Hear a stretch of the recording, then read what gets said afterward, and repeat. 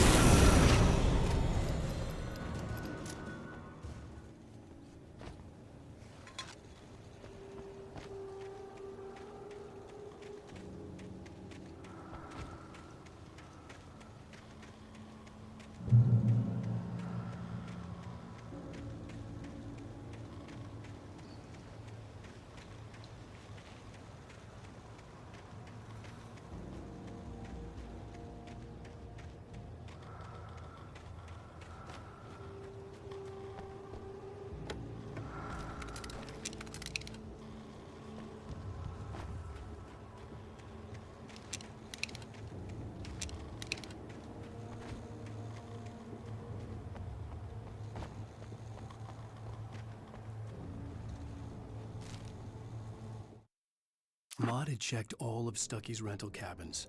There had been no sign of the Wakes. It was dark when he'd found their car parked at the end of the road by Cauldron Lake. It made no sense. They must have taken a wrong turn, but there was no sign of them, and the car had been there for hours already. Frustrated, Mott stood on the rotten ruin of the footbridge that had once led to Diver's Isle before it sank beneath the waves years ago. The boss wouldn't be happy.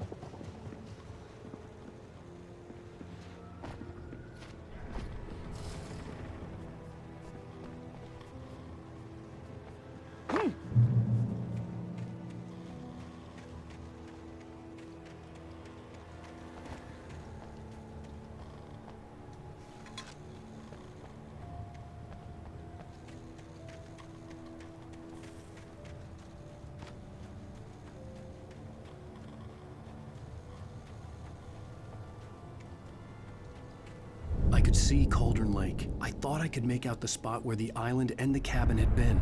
There was a light near it. It had to be a boat.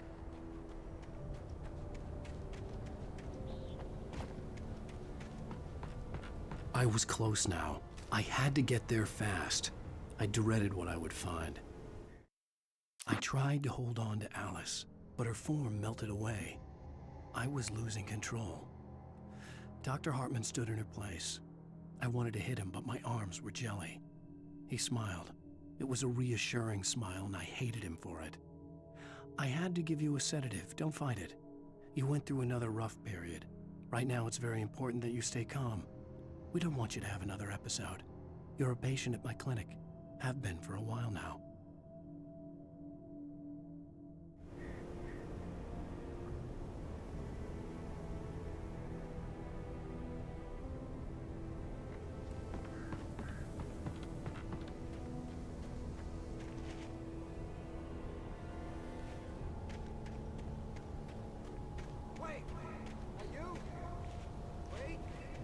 I'm here! I'm coming!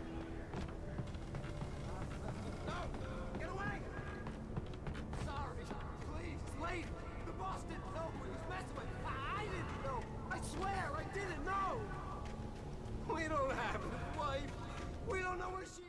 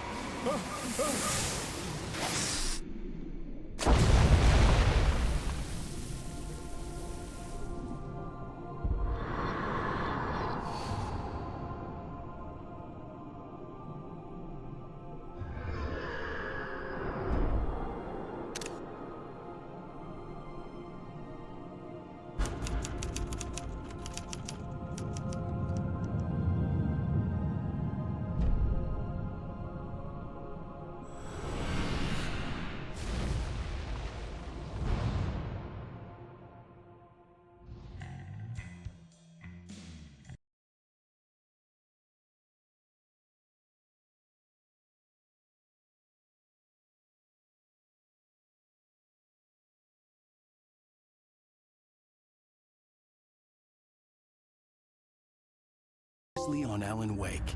I'm hunted by the law. Sheriff, Wake's running. I'm giving chase. Are you seriously telling me that writer just took out my deputies? A thriller I supposedly wrote is coming true. The genre of the story seems to be shifting. It's turning into a horror story. I was told that Alice had been kidnapped, but that was a lie. We don't have his wife. We don't know where she is. Her purported kidnapper was eaten up by the dark presence before it attacked me.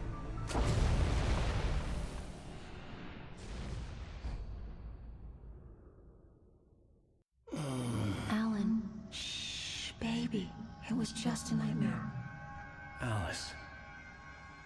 There you go, Alan. Hartman.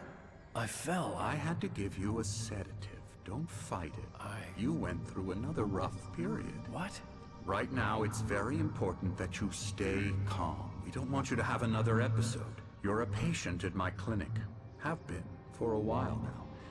The shock of your wife's death triggered a mental illness. No, you're lying. You're suffering from various symptoms of undifferentiated schizophrenia. Bastard. It's okay, Alan. Just let go.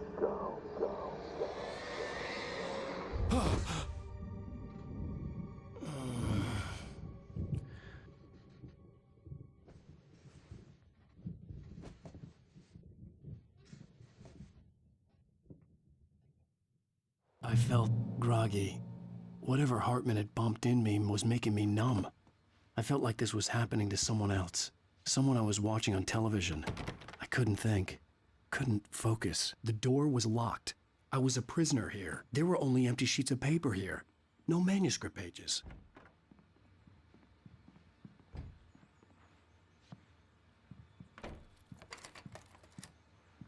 Good evening, Alan. Are we feeling better now? Feeling calm? Yeah. I see you brought your pet gorilla with you. So sure, I'm calm. I get the message. Loud and clear. Quite right. That's the spirit. You're being very brave, Alan. I understand you're confused. I would be more concerned if you weren't suspicious of me. I don't blame you for it. Big of you.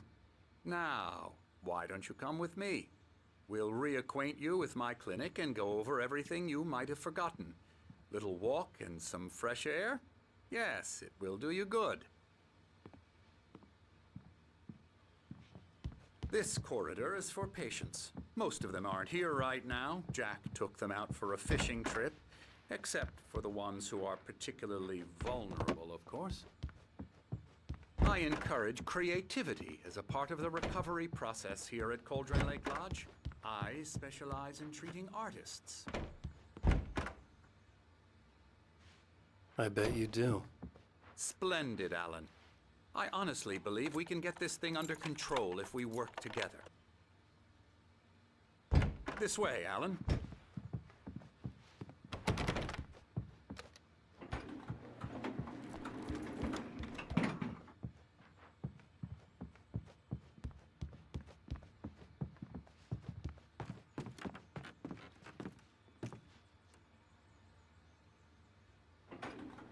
Now, Alan, from past experience with you, I know I need to get right into the heart of the matter as quickly as I can after an episode. So I'm just going to say this. Alice is dead. No. You're in a very vulnerable state until you understand and accept this. Alice drowned, and you couldn't face that. You're suffering from hallucinations, paranoid delusions, unusual thinking, an obsession about light and darkness, a feeling that everything revolves around you, your thoughts and dreams. Your mind has constructed an elaborate fantasy scenario in which your writings are affecting reality. She has been kidnapped and supernatural forces of darkness are trying to stop you. We go this way, Alan. I wasn't ready for another shot, so I went along with it. He had to be lying. But under the influence of the drug he had given me, I had to fight not to believe his words. It's all in your head. You've been making it up. Apart from the tragic accident with your wife, no one has been killed. Your delusions are just a manifestation of your subconscious mind trying to protect you from the too painful truth. Unless we fight the fantasy, it will return. I know the instinct is to resist me, but think about it. Doesn't this make far more sense than the insane supernatural conspiracy you have concocted in your mind? You're a skeptic by nature, Alan. We both know this. Everything can be explained logically.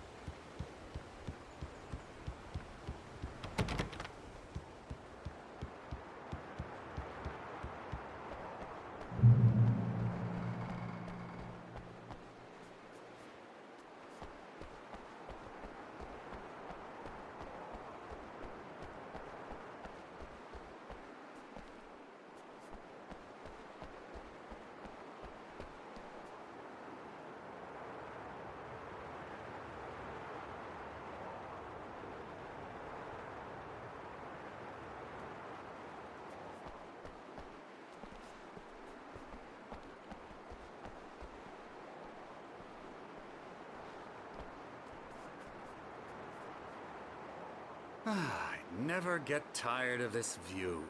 Very inspiring, isn't it? Cauldron Lake spread below us. I could see Mirror Peak on the other side of the lake. I thought I could make out the spot where Diver's Isle had been when I arrived with Alice. Now there was nothing but waves. It seems there's a storm coming. Funny, I don't recall there being a mention of that in the weather forecast. Well, no matter. This way. Follow me. Alan, what I'm telling you is good news. Right now, we're in control. Every time you have a relapse, it gets more and more difficult to resurface from the dark depths of your imagination. Not surprising, considering your profession. Imagination is what you work with. After all your nightmares, this should come as an immense relief to you. If it doesn't, why is that? Because I'm lying? Or because you don't want to admit that you're not well? It's very natural for you to think of me as your enemy. It's part of the illness. I let him talk. After all, Hartman I'm the obviously one loved trying his to own bring you voice. out of the His world words you've echoed constructed madly for inside yourself. my head. But I I can't dug my do nails it into by the palms of my myself. hands to stay You need focused. to work with me. Once you accept that, we can begin the journey towards your recovery.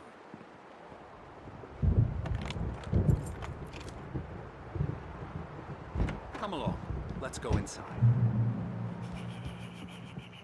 Here's the entrance to the office wing. That's for staff only. Come on. Spooky. Come on. Scary, scary, scary.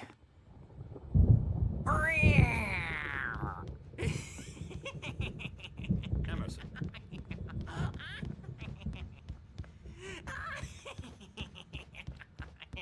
I'm a real bad dream, mister. You should Hartman be had mentioned afraid that the of me. power had Don't been wanna acting run up. into me and then Maybe that that's was the why I reason show for up. the generator and the Please, work light on the balcony. Mr. The Wake is generator hadn't been confused enough as activated, it is. and there was no key. Yeah, you'd like me to go away so you won't be scared. But you can't just decide what kind of dream you have or when you have it.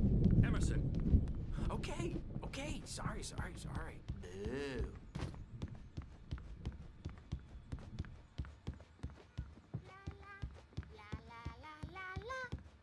Elbow strike. Ooh, yeah. now, you might have noticed the typewriter in your room. You've been writing as a part of the therapy. As soon as you feel up to it, you should continue.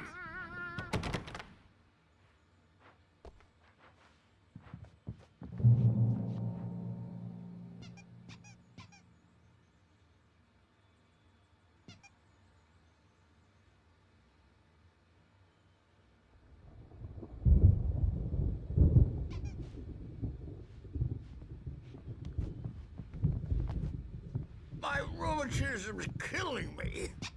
There's a storm coming. Oh, what a storm. I hope it wipes this place off the face of the earth. And these two are the Anderson brothers, Odin and Tor. They had how should I put this? A heavy metal band in the 70s and 80s called Old Gods of Asgard. They even adopted new first names to complete the image of Viking gods. After the band broke up, they lived on a farm nearby. They are, well, in advanced stages of dementia. They're well cared for, TLC and all that. There's nothing more that can be done. I'm afraid that the rock and roll lifestyle has left its mark. Oh, that won't do. I'm so sorry to cut this short for now, Alan. The power has been acting up. I'd better go check on it. We'll continue this soon. Meanwhile, when you feel up to it, return to your room and try to write. It really is for the best. Don't you think? I'd like to bash his head in with a hammer. Oh, he'd love to fish out our secrets, but he has no clue. He's not crazy enough. Not crazy like us, Sonny. Yeah! Being crazy's a requirement, Sonny. Who else could understand the world when it's like this? It takes crazy to know crazy. That's the sanest thing I've heard in a while. Zane! You're all right, Tom. Hey, we like him, don't we, bro? He's got to go to the farm. The Anderson Farm. Valhalla! We wrote it all down lest we forget. A crash course. All you need to know to get your head right. You need to find the message. Here, Sonny, here's something for you. Gave me a rash, but I kept it safe from these bastards. My head was clearing up. Zane could feel the poems, taking form, shaping things. As he experimented, he imagined he could almost feel the power surging through the keys of the typewriter. It exhilarated him. But there was fear, too. If not for his young assistant Emil, he would have given it up. But Emil convinced him otherwise. He too had a way with words. Or according to Hartman, I was sinking back into the fantasy. I was convinced he was lying to me about everything. Crazy or not, the Andersons made more sense. Tom, got any booze on you? Tom's just lost is all. Reacting or anything. Well, he's the boss. I may need a hand here later on, Burge. The storm's bound to make you-know-who jump in. Something's You know wrong. how I'm not myself. Doc's got me looking at the wake here, but There's a shadow inside. I'll do that, Burge. Focus on writing. Everything else is a blur. I'm trapped in. The white glare of the blank page in front of me hurt my eyes. My hands began to shake uncontrollably. Everybody, calm down. Put that down. Bert, I need help. hey, Wake, you stay here. I'm gonna go see what's up. You just keep doing what you're doing. Be cool, okay?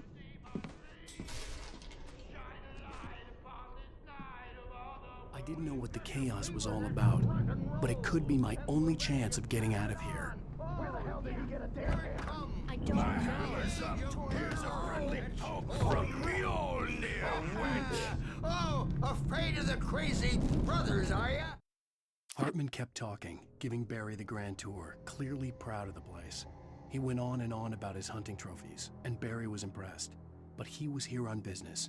He raised his voice, cut through the monologue. Hey, Hartman, where's Al? Hartman stopped in mid-sentence, annoyed at the interruption.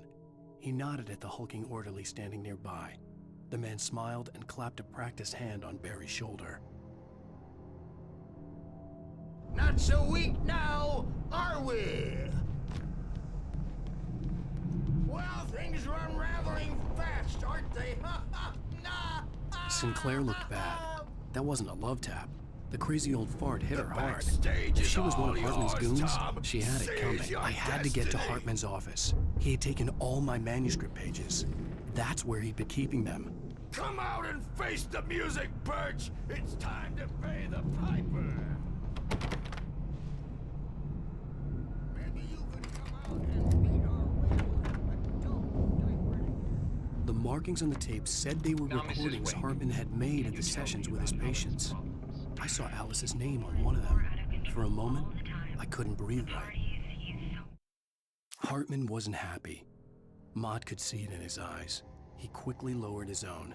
He had made a mess of it, and he knew it. The shame of failure was hard to bear. He hadn't expected Wake to say he needed more time, and he blurted out 2 days, less than Wake had asked for to show him who was in charge. But that wasn't part of Hartman's plan. Angry all the time. He's getting violent. Do you mean with you? No, not with me. Let me out of here! Hartman, do you hear me? I'm gonna sue your crazy quack ass to shreds! Barry? Ow! About time! Barry, man, I'm glad to see you. We need to get...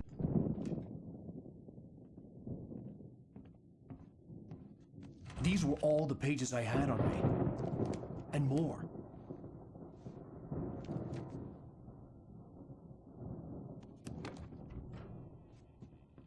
Alan, please. You're sliding back into the... Tell me one more lie and I'll shoot you in the face. Ah, well, it was worth a shot. Really, Wake, come on. Let's work together on this. You have no idea... Hartman, shut up! Barry, get out of here. I'll catch up with you. Get a car. Oh, Al, let's just... Go! Wake, listen to me. This is a mistake. Don't you see? Together we can create something absolutely wonderful. With your ability and mine.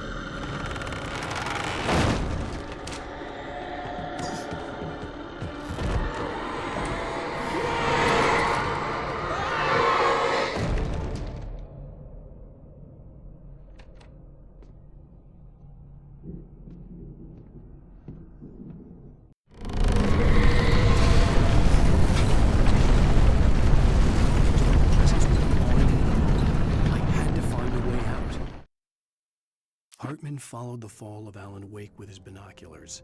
When the rider hit the water, he ordered Jack to take the boat to him. The spot was easy to see in the dark, even with all the extra lights in the boat. The flare floated and kept burning even in the water. Jack turned the radio louder as the engine sputtered. The music was rough and clanking, something the Anderson brothers would no doubt have enjoyed. But Hartman chose to ignore it. Wake was finally within his reach.